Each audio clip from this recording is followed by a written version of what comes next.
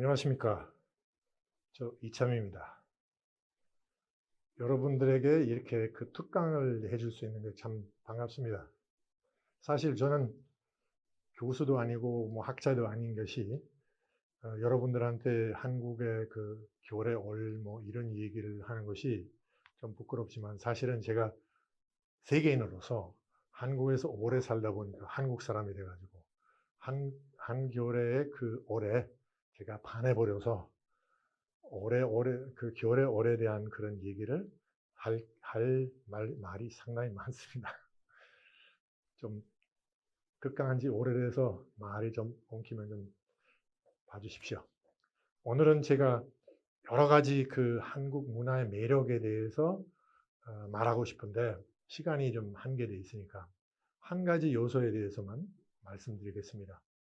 제가 한국에 와서 한국은 엄청난 그런 잠재력이 있다는 것이 느꼈던 것은 여러 가지 문화적인 요소도 있지만은 그 중에 하나가 한국에서 어느 나라도 없는 어떤 에너지가 있습니다. 그 아주 독특한 한국적인 에너지가 흐르고 있고 우리 문화 속에 있고 우리 한국 사람들이 누구든지 다 동원할 수 있는 그런 에너지가 있다는 것입니다. 제가 한번 설명하겠습니다. 사실은 제가 한국에 온 지 지금 40 몇 년 됐는데 제가 78년 박정희 대통령 말기 때 한국에 왔는데 그때 한국이 좀 이렇게 후진국 비슷한 그런 수준밖에 안 했잖아요. 뭐 그 국민 소득도 상당히 낮았지만은 뭐 자동차도 별로 없었고 뭐 여러 가지 인프라가 했는데 근데 그때부터 제가 느꼈던 것이 한국이 세계적으로 뭔가 해내겠다. 그래서 제가 그 한국에 온 지 얼마 안 돼서 외국인 웅변 대회에 나가서 거기 대통령상 타는 그런 것이 있었는데 그때 제 웅변의 제목이 뭐냐면은 희망의 나라 한국 이런 제목을 가지고 1등을 했었는데 대통령상 탔었는데 그때 재교화 대통령인데 잘 모르는 대통령인데 잠깐 대통령 하셨던 분이 80년대 그때 그 내용이 뭐냐면은 한국이 무한한 잠재력 가지고 있는 것이 너무 많으니까 그때 현실이 조금 영세한 그런 부분이 있었지만 앞으로 한국이 엄청 발전하고 세계적인 중심국가 될 것이라는 것을 그 희망을 제가 느꼈습니다. 그런데 지금 40년 뒤에 실질적으로 그렇게 돼가고 있지 않습니까? 지금 한국은 뭐 세계 선진국 중에 하나 들어갔고 그리고 지금 한국 문화도 어떻게 보면은 세계 리딩 문화 될 수 있는 그런 길로 가고 있습니다. 제가 깜짝 놀랐던 것은 뭐 K-팝은 물론 뭐 세계적인 히트를 치고 10년 전에 그 싸이가 세계적인 기록을 많이 깨뜨리고 그때부터 이제 본격적으로 대중적인 그런 흐름이 K-팝이 이루어졌다는 것인데 요즘은 이렇게 BTS 세계 그 가장 그 대단한 그런 아티스트 중에 하나고 물론 뭐 유튜브나 그 SNS 통해서 제일 많은 팔로워가 가지고 있는 모든 세계적인 아티스트 중에도 BTS 아미가 제일 크다는 것은 참 놀라운 일이죠. 또 최근에 오징어 게임이라는 것이 있잖아요. 그 오징어 게임 참 재미있는 것이 그거는 지금은 순식간에 온 세계 그 넷플릭스 나오는 나라 83개국에서 1위 한 그런 스트리밍 그런 드라마입니다. 그거는 참 희한한 겁니다. 한국말로 된 드라마인데 대부분의 나라에서 그냥 자막으로만 나가는데 그래도 어떤 다른 그 나라에 그 제작된 거, 미국에서 제작된 거, 할리우드에서 나오는 것보다도 이 한국 드라마 하나가 1위 한다는 것이 대단한 것입니다. 또 역사상 제일 스트리밍 많이 되는 그런 드라마 됐다는 것이 지금 벌써 나왔습니다. 근데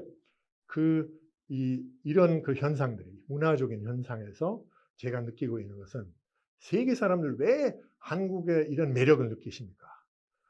느끼는 이유가 뭐냐면은 다른 데서 느낄 수 없는 에너지가 거기 있다는 것이죠. 제가 이제 그 한국의 에너지가 어떻게 제가 정의하느냐면은 일단 한국 기본적인 문화 그 기본 사상이 뭐냐면은 음양오행과 그 전지인 사상이죠.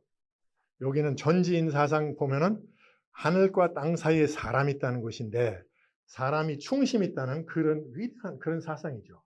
그런데 그 동양 사상은 뭐 운명오행과 뭐 전지인 사상, 그것은 뭐 다른 아시아 나라에서도 잘 알고 있는데 한국 문화처럼 그 사상이 깊숙이 모든 그 문화적 그 현상, 또 일상생활의 현상까지 깊이 들어있다는 것은 한국밖에 없어요.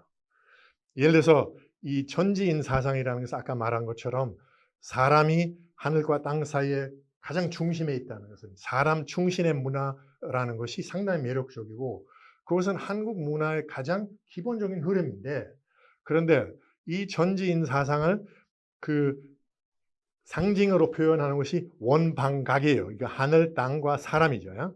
근데 원방각이라는 것은 그것은 한글, 우리나라 한글의 기본 디자인이 원방각이거든요. 원하고 기역, 니은, 미음, 비읍 이런 것 더 각이고 시읒 이런 것들 여기 사람 상징하는 그 각이죠. 그 원방각의 이런 사상이 우리 그 문화에 그 많이 볼 수 있는데, 재밌게도 그 오징어 게임에 그 판, 그건 원방각이에요. 그러니까 하늘과 땅과 사람이라는 상징이 그 민속 놀이에도 반영되어 있다는 것이, 그만큼 한국에는 그 기본 동양 사상이 우리 일상생활까지 들어 있습니다. 그 다음에 제가 말하는 에너지가 뭐냐면은 이 사람 중심 문화 다음에 한번 얘기할게요. 한국의 그 기본 에너지가 그 기흥종의 에너지라는 것이 흐르고 있다는 것을 그 제가 만드는 얘기인데, 그 원래는 학술에 그런 얘기는 없지만은, 그러나 제가 이제 그 느끼는 바대로 이런 것으로 우리가 충분히 표현할 수 있다고 생각하는데, 이 한국의 에너지 항상 이 세 가지 요소가 같이 있는데, 그 요소들이 이렇게 어떻게 그 우리한테 다가오는지 한번 설명하겠습니다. 먼저 그 키라는 에너지 있어요. 키는 그 원천적인 에너지죠. 우리는 이렇게 그 산에서 느낄 수 있는 에너지, 또 일상생활에서 흐르고 있는 에너지도 있지만은, 또 음식에서도 그 에너지 느낄 수 있는, 산에 그 느낄 수 있는 것은, 제가 볼 때 한국의 산은 어느 나라 산보다도 기가 많이 흐르고 있습니다. 그것도 세계 사람들 다 느끼고 있어요. 그 한국의 산마다 독특한 기가 있어요. 어느 산에 올라가면은 거기서 아주 시원시원하고, 어느 산에 올라가면은 상당히 위로받는 그런 느낌이고, 어느 산에 올라가면은 뭔가 기력이 생기고 뭔가 힘이 생기는 산 있고, 어떤 산에 올라가면은 그 기를 받으면은 좋은 일이 생기는 그런 기가 있습니다. 그런 기가 골고루 흐르고 있는데 믿겠습니까? 제가 믿습니다. 제가 많이 체험했기 때문에. 예를 들어서 내가 하나 말씀드릴게요. 제가 한국에 그 기가 많이 흐르고 있다는 알고, 많은 사람들한테 어디가 기가 좋은가 물어보면은 뭐 여러 답이 나오죠. 그런데 그때 2009년 정도인데, 2009년 봄에 누군가 산청, 거기 경상북도 산청군 가보면은 거기서 백두대간, 이게 백두산에서 내려오는 그 산맥이잖아요. 백두대간의 그 능선 따라서 가다 보면은 한 줄기가 그 산청의 왕산이라는 산에서 끝이에요. 그런데 거기 그 산 밑에 그 기가 엄청 흐르고 있다는 것이에요. 좋은 기가. 그래서 산청이라는 조그만 동네인데 거기서 인물이 많이 나왔다는 거예요. 그래서 한번 가보자. 가는데 가보니까 그 산 위에 그 왕산이라는 산에 어떤 그때는 그 나라 그 도장 만드는 그런 제작소가 있었어요. 근데 거기는 이 키가 제일 잘 나온다는 그런 설이 있었어요. 그 키를 받으면은 좋은 일이 생긴다는 것이에요. 그래서 가서 제가 한번 다 느껴보고, 거기 있는 바위를 한번 만져보고, 여기 이런 바위가 있어요. 그 바위를 한번 만져보니까 기분이 좋더라고요. 근데 그날은 일요일인데, 그 다음 월요일 날 내가 서울에 다시 올라와서 월요일 날 청와대에서 전화 온 거예요, 나한테. 무슨 전화냐면은 한국관광공사 사장으로 우리가 추천하고 싶은데 괜찮겠냐고 이렇게 왔어요. 그러니까 보니까 산청의 그 기를 받아가지고 외국인 출신으로 첫 번째로 한국 공공기관의 기관장 되는 것이요. 그건 한국 역사상 한 번도 없었어요. 지금까지도 없었지만은 처음이고, 그런 대단한 거잖아요. 그런데 그런 일이 나한테 생긴다는 것은 그 산에 기를 받아서 그런 거 아닌가. 그러면 내가 돌아다니면서 그 얘기를 많이 했지요. 그 많은 사람들 그 얘기 듣고 그 이참이라는 사람이 거기 왕산에 가서 기를 받아가지고 관광공사사장 됐다? 그럼 우리도 가서 기 받아야죠. 그 많은 사람 갔어요. 한때는 하루에 3,000명 이상 왔었어요. 그리고 그 중에도 좋은 기를 받아가지고 좋은 일 생기는 사람이 많았어요. 예를 들어서 제가 관광공사하면서 그때 한번 외국인들 모시고 거기 갔어요. 그리고 그 얘기를 다 해줬죠. 그 미리 여기는 기를 받으면 좋은 것이 생긴다, 기가 좋다는 것은. 근데 그 사람들이 다 거기 가보니까 실질적으로 느낀다는 거예요.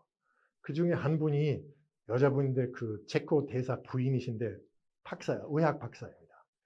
그 의사분이 오래전부터 여기 어깨가 상당히 아팠어요. 자기가 이제 여기 통증이 많으니까 이 팔을 제대로 올리지 못하고, 그래서 몇 개월간 뭐 주사 맞고 뭐 치료받고 물리치료하고 짐도 맞고 다 했는데 소용없어요. 근데 그날 같이 가는데 여기 바위에 가면은 딱 뭔가 느껴요. 어떤 사람들은 그거 만지면 떨림이 오는 정도예요. 그 기가 흐르는 것이. 그래서 그분이 거기도 만져보니까 너무 좋다는 거예요. 그럼 자기 남편하고 한 50m 옆으로 가고 느낌 없다가 다시 여기 와서 다시 뭐 만져보니까 또 그 기를 느끼는 거예요. 그래서 여기서 몇 번 와서 기를 봤더니 갑자기 자기가 그동안에 1년 넘도록 아팠던 어깨가 통증이 없어졌어요. 그래서 바로 그 자리에서 그 말하니까 군수가 그러면은 우리 산청의 홍보대사로 임명하겠습니다. 그래요. 하여튼 산에서 이런 기가 흐르는 데가 실질적으로 있는데 그거는 세계 사람을 다 느낄 수 있는 곳인데 그 기가, 그 에너지들이 우리 문화 속에 있고 우리 모든 한국인들한테 갈 수 있는, 소통할 수 있는 그런 에너지입니다. 그 다음에는 제가 볼 때 그 기라는 에너지는 우리 음식에도 있습니다. 한식에 그 기가 들어있어요. 한식 보면은 우리가 한식 먹다 보면은 뭔가 힘이 생기잖아요. 제가 그 전에는 외국인들 하고 한국인들 같이 모으면은 또 같이 외국에 나갈 때 한국인들하고 외국에 나가면은 한국인들 우리가 한식 안 먹으면은 힘이 빠진다. 그래서 외국 가면 음식 입에 맞지 않는다고. 그냥 햄버거하고 파스타만 먹으면은 힘이 빠진다는 거예요. 근데 처음에는 제가 웃었습니다. 그건 뭐 그냥 습관이니까. 근데 지금에 와서 저도 그래요. 제가 외국에 나가도 세계 여행할 때 그때 꼭 한국 음식 그립더라고. 왜냐하면은 이제 한국 음식 속에서 무슨 에너지가 흐르고 있다는 거. 왜 그런가 하면은 그건 제 해석이죠. 한국 음식의 기본은 뭐냐면은 음양오행이에요. 네? 한국 음식이 5가지 맛, 5가지 색깔, 5가지 촉감, 이런 여러 가지 요소가 그 음양과 오행에 그런 것들이 오미, 오색, 오감 이런 것들 다 들어있습니다. 김치 안에도 5가지 맛이 들어있잖아요. 그죠? 그 5가지 맛이 뭐냐면 그 오행이라는 여러분들 아는 것처럼 목화, 도, 금, 수 5가지 에너지의 흐름이죠. 그런데 목화, 도, 금, 수에 해당되는 쓴맛, 신맛, 그 달콤한 맛, 매운맛하고 짠맛이 항상 한국 음식에 있어요. 그래서 우리 몸에 사실은 이 5가지 에너지가 균형을 이뤄야만이 저희를 힘있고 에너지 있게 나갈 수 있는데 그 에너지가 깨질 때가 있어요. 왜냐하면 화성 에너지를 많이 쓰는 날이 있고 또 수성 에너지를 많이 쓰는 날이 있어요. 그럼 그 균형이 깨지면은 우리는 힘이 빠지고 기분 나빠지고 또 결국은 병이 납니다. 그런데 식사할 때마다 조상들이 이게 한 테이블 위에서 5가지 그 요소, 그 오행의 요소들이 다 있으면은 내 몸에 자동적으로 제일 땡기는 맛이 있잖아요. 어느 날 매운맛이 땡기고 어느 날은 단맛이 땡기고 어느 날은 신 것을 많이 먹고 싶은데 그것은 뭐냐면은 내 몸에서 그런 에너지를 보충해야 되는 것이고 아니면은 그 반대된 에너지를 우리가 그 상생상극의 관계에 의해서 그 다른 에너지를 조금 다운시켜야 된다는 그런 것 때문에 이런 것이 땡기는 거죠. 이런 맛이. 그러면 그 즉석으로 내가 이렇게 만족시킬 수 있잖아요. 내가 입맛 땡기는 것을. 왜냐하면 다 맛들이 다 있고 그 에너지를 다 있으니까. 그건 제가 의식적으로 하는 게 아니고, 그러나 그거 다 있으니까 무의식적으로 그렇게 되겠습니다. 그래서 한식 먹고 나서 힘이 나는 건데, 다른 음식 먹으면은 대부분 뭐 예를 들면 뭐 파스타 먹든지 뭐 중국 음식 먹든지 뭐 맛있고 배부른데, 그런데 그 먹고 나서 졸음이 와요. 대부분 그렇죠. 그래서 나는 한식이 이 에너지 푸드라고 말하고 있습니다.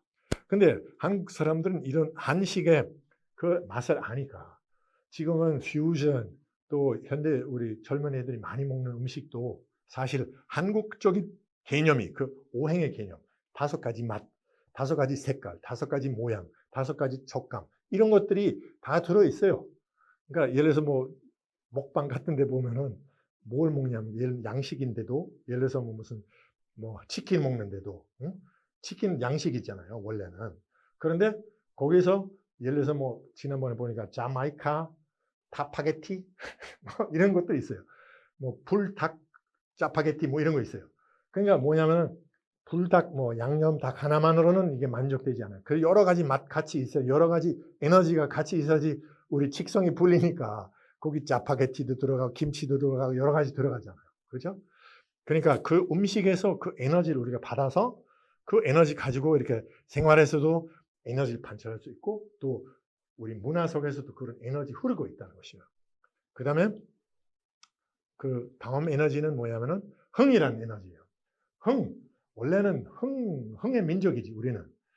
옛날부터 그 고려 시대 때 그 문헌들 보면은 그 음주가무의 민족이다.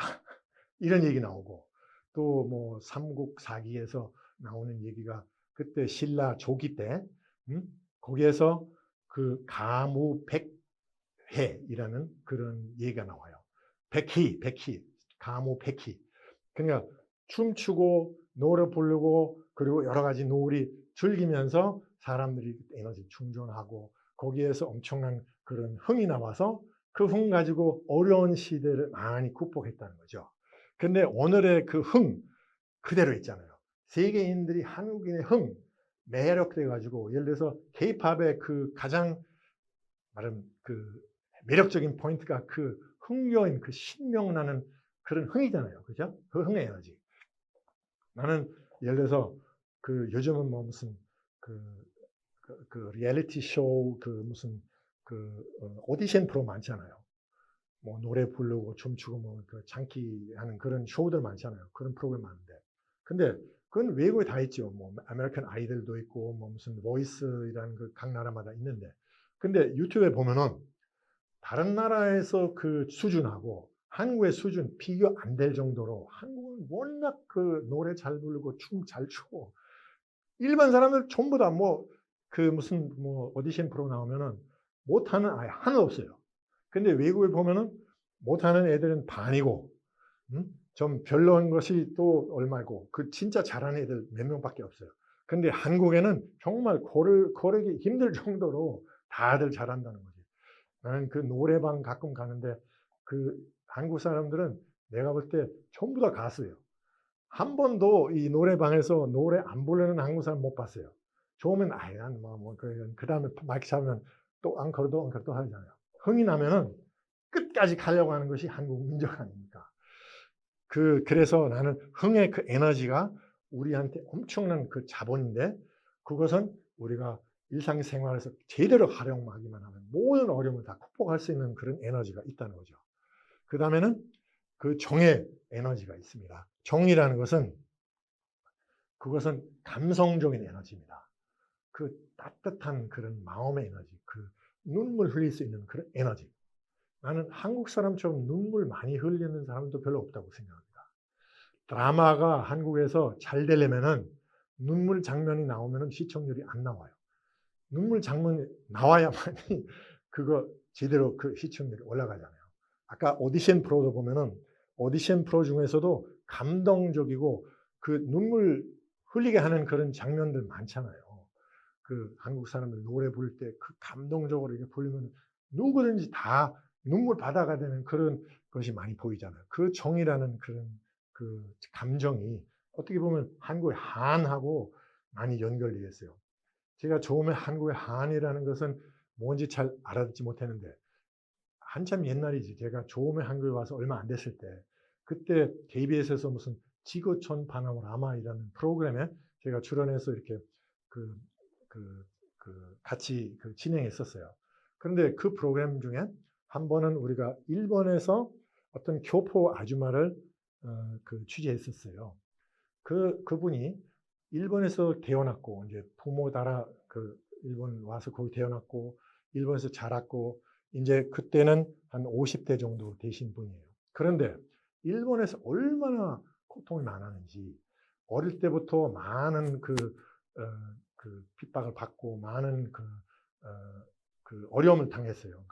뭐 유치원이나 뭐 고등학교 때 학교에서 뭐가 물건이 없어지면 조선애가 했다고 뭐 이렇게 하는 자기는 아무 잘못 없는데 항상 이런 조롱의 대상되고 의심의 대상되고 뭐 이렇게 자별받는 그런 대상이 됐었는데 그 마음이 얼마나 아팠겠습니까? 그리고 나중에 직장 생활하면서도 자별됐고 또 자기 딸까지도 자별당한 것을 많이 봤는데 그런데 그분이 이제 50대 다 돼서 이제는 일본인들한테 1인 국으로 자기 스토리, 자기가 그동안 받았던 그런 억울함 표현했는데 근데 그것을 구경하는 일본 사람들 막 감동시킨 거예요. 그래서 공연장이 1인 연극하는데 다 고객 관객들이 전부 다 일본 사람들인데 다 아주 눈물 바다가 된 거예요. 그러니까 한국의 그런 것이요. 내가 억울한 것을 많이 당했는데도 그 당한 가해자한테 미움보다도 그 가해자를 감동시킬 수 있는 표현으로 보응해주고 이렇게 할 수 있다는 것이 한인데 그것은 한국의 정의 에너지다. 그렇게 생각하고 있습니다. 그런 에너지가 세계 사람들 왜 감동시키지 않겠어요? 그래서 이 세 가지 에너지들이 지금 우리 세계인들한테 엄청난 그런 충격을 주고 있는 것이 엄청난 매력을 느끼게 하는 것입니다. 그 세 가지 에너지가 기, 흥, 정, 그 세 가지가 제대로 균형을 이루었을 때 엄청난 힘이 나온다는 거예요.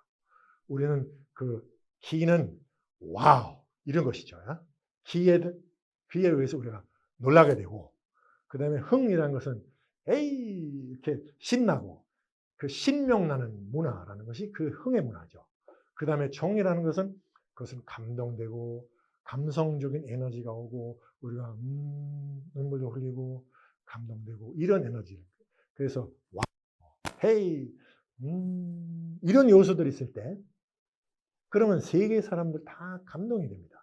지금 이런 요소들이 K-팝에서도 자주 볼 수 있고 그리고 지난번에 오징어 게임 이렇게 세계적인 그런 히트가 친다는 것이 내가 볼 때 기형종의 에너지들이 그 안에 있어요.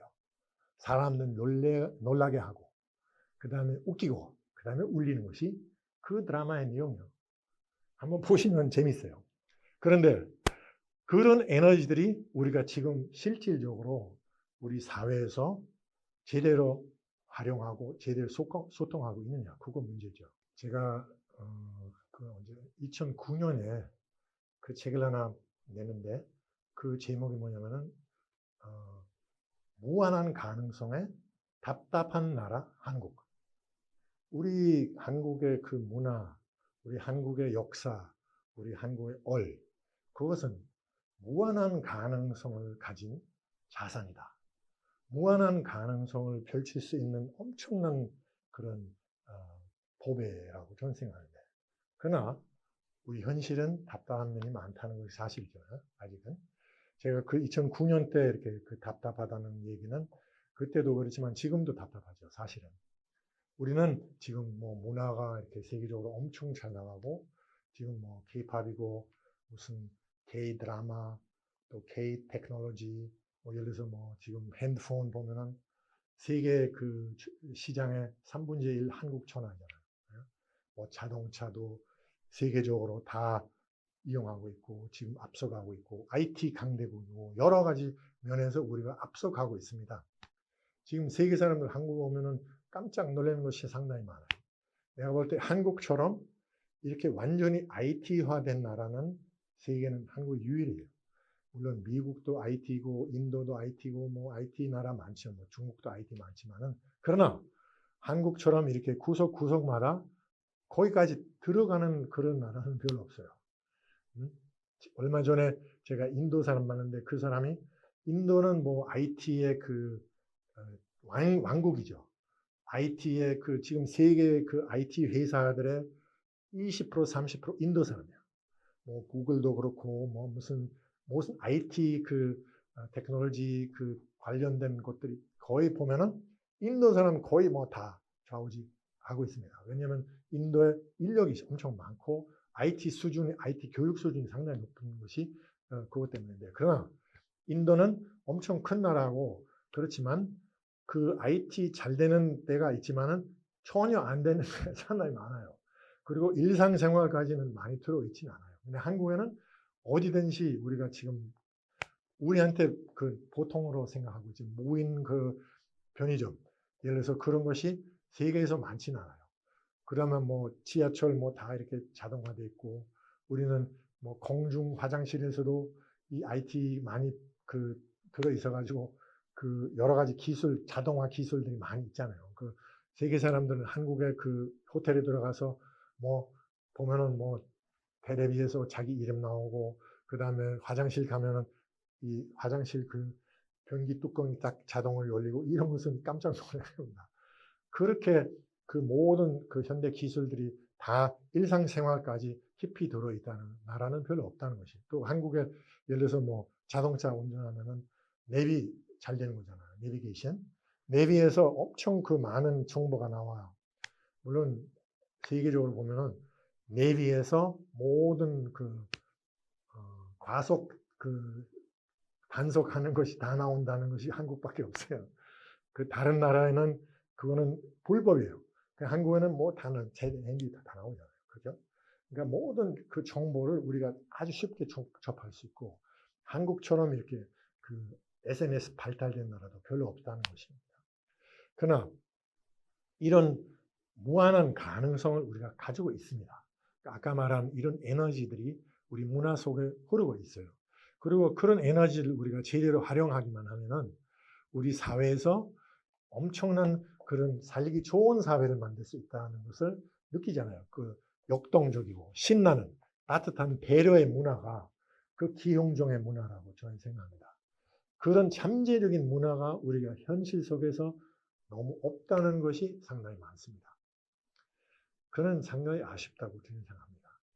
저는 이 운동이 그 교래 올 살리기 국민운동본부 그건 참 좋은 일이라고 생각합니다. 이런 한국의 그 원래 사상, 원래 우리 사실은 어떤 나라도 한국처럼 철학의 나라라는 그런 다른 나라 없어요. 보세요. 한국의 역사 보면은 고려시대 때부터 조선 한 1000년 이상 이 나라의 왕, 이 나라의 지도자들 다 공부하는 사람이잖아요.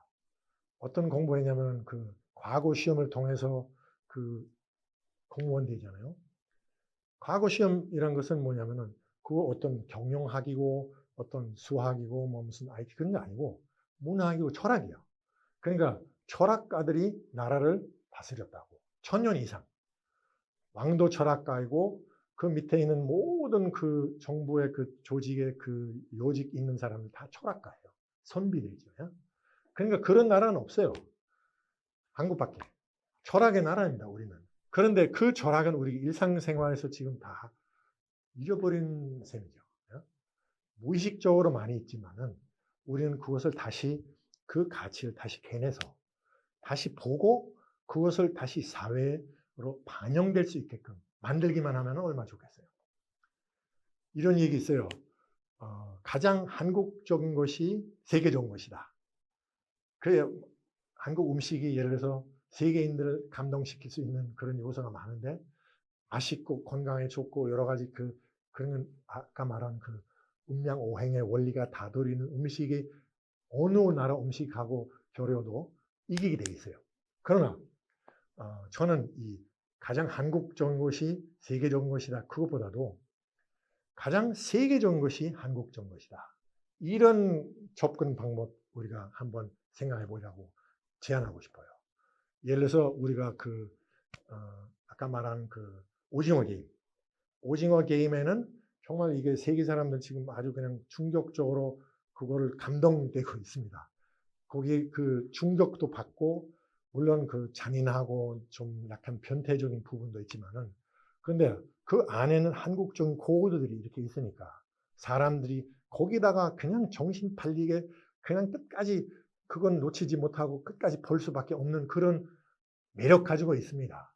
근데 그 매력은 세계적인 매력이잖아요. 그 세계적인 매력 있는 것이 가장 한국적인 것이다. 저는 그렇게 생각합니다.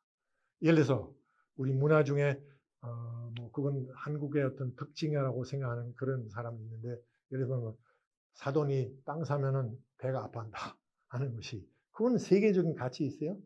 세계적인 것이 아니죠. 그럼 이게 한국적인 게 아니라고. 그런 것이 한국 문화적인 거, 한국 비문화적인 현상이에요. 그리고 그런 현상들이 많죠. 우리는 여러 가지 한국 병이라고 말하고, 헬조선 이런 그런 여러 가지 요소들 있지 않습니까? 남을 착취하고, 남을 부려먹고, 남을 차별하고, 이런 것이 세계적인 가치 아닙니다. 그러니까 그런 요소들은 한국 문화, 한국적인 거 아니다. 비문화적인 것이다.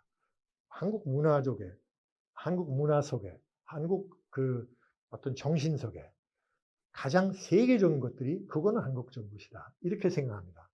그런 접근 방법으로 우리가 겨울에 얼 살리기 운동한다면은 우리가 볼 때 이게 세계적인 가치 없는 것이고 버리고 세계적인 가치가 있다. 그 매력을 우리가 발산할 수 있도록 우리가 그것을 보호하고 우리 생활에, 우리 문화에, 우리 사회에 반영될 수 있도록 우리가 노력하면은 겨울의 얼, 우리 겨울의 얼, 엄청난 그런 가치를 느끼게 되고 그것을 통해서 우리가 정말 살기 좋은 나라를 만들 수 있다는 것을 저는 확신합니다.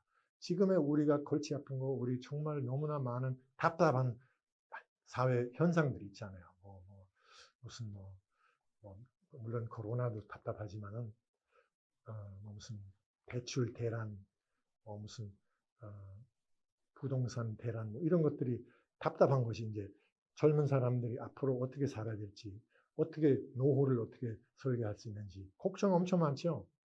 그리고 사회적인 그런 여러 가지 간섭하는 거, 여러 가지 우리를 계속해서 우리를 압박 주는 그런 요소들이 상당히 많은데, 그런 답답함 속에 있지만은, 그러나 우리는 엄청난 에너지가 있다는 것은, 우리는 엄청난 에너지를 우리 문화 속에, 우리 겨울의 얼 속에 있다는 것을 생각하고 그것을 우리가 소통만 하면은 엄청난 좋은 세계적인 유산을 만들어낼 수 있다는 것을 저는 확신합니다. 오늘 끝까지 강의 들어주셔서 고맙습니다.